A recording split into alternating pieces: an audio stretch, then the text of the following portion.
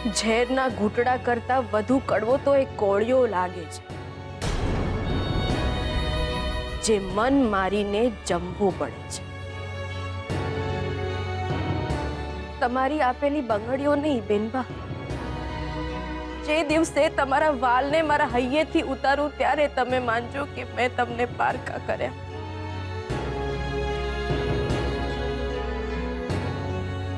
બેનબા, તમારે મન હું પહેલી વહુ ને, તો મારે મન પહેલા અને છેલ્લા એ જ.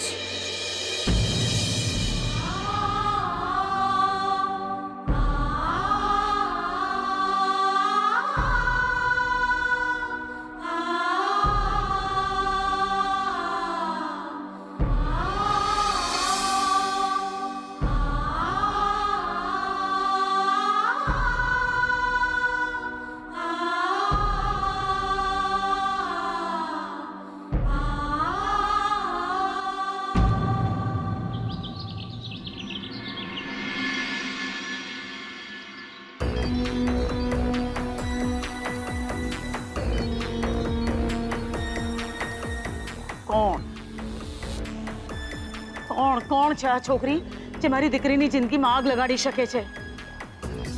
કોણ છે?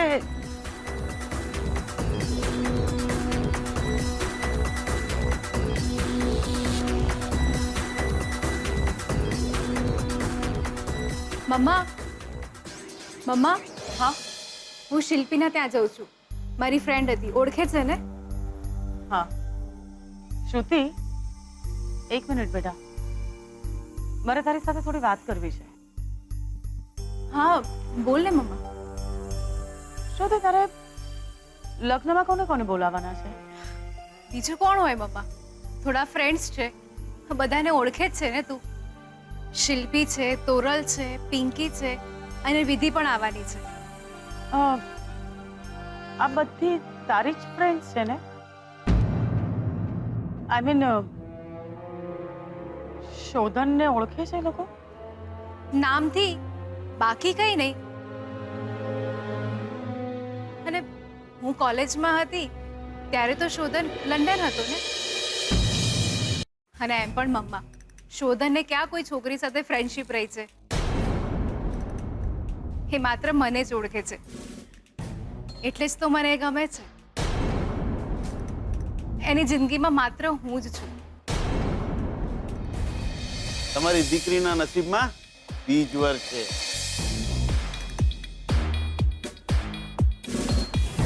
અનુષ્ય,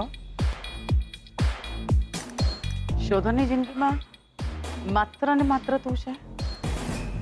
હા મમ્મા, કેમ આમ પૂછે છે આજે? તમારી દીકરી શ્રુતિના લગ્ન એક બીજવર સાથે થશે. તું તો ઓળખે જ છે ને મમ્મા શોધનને. એ બિલકુલ સ્ટ્રેટ ફોરવર્ડ છે. કઈ થયું? એમ જ. ચા, બહાર જતી હતી ને તો જલ્દી પાછી આવશે. હા, ઓકે, બાય. બાય.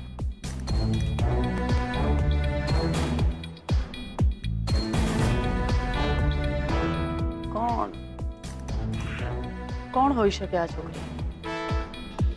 શોધન લંડનમાં હતો ત્યારે જીગર પણ તેની સાથે હતો. તો એ જીગરને ખબર નથી કે શોધનની જિંદગીમાં આવી છોકરી હતી કે નહીં. શોધનના અહીંયા પણ આવા કોઈ સંબંધો નથી રહ્યા. જો પંડિતજીની વાત સાચી હોય તો કોણ છે આ છોકરી? શ્રુતિ અને શોધનના લગ્નને હવે માત્ર 1 મહિનો રહી ગયો છે. તો શું ખરેખર શોધનના આ મહિનાની અંદર કોઈ બીજાની સાથે લગ્ન થઈ જશે?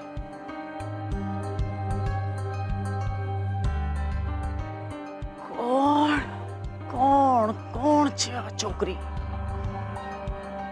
એક વાર ખબર પડી જાય ને તો જીવ લઈ લઉં.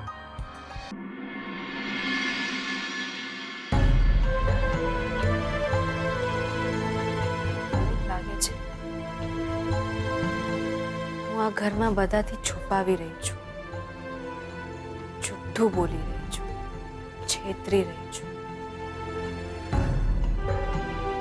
મારી સાચી ઓળખ નહીં આપી, પણ પછી લાગે છે કે હું મારી જાતને જ વધુ છેતરી રહી છું. દીકરા, તું જીગરને પસંદ તો કરે છે,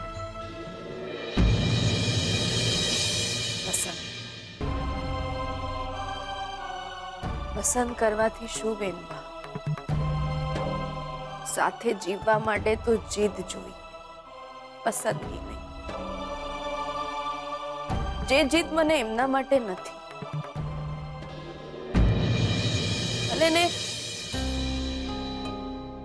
ભલે ને એ મને પસંદ હોય. ના, એ સારા માણસ છે બેનબા, બહુ જ સારા માણસ છે. હૈયે પાપ નથી. ક્યારેક મને એ મારા જેવા જ લાગે છે.